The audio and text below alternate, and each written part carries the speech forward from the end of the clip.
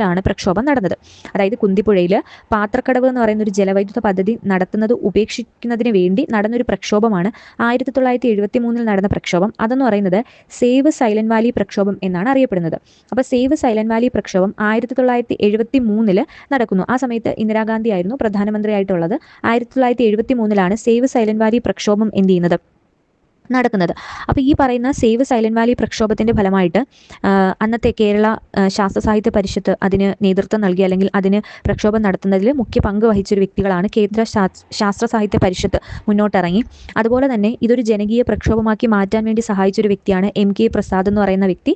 ഈ ഒരു പാത്രക്കടവ് പദ്ധതി എതിർക്കുന്ന സേവ് സൈലന്റ് വാലി പ്രക്ഷോഭം കൂടുതൽ ജനകീയമാക്കി മാറ്റുന്നതിന് വേണ്ടി പ്രയത്നിച്ച ഒരു വ്യക്തിയാണ് MK പ്രസാദ് എന്ന് പറയുന്ന വ്യക്തി.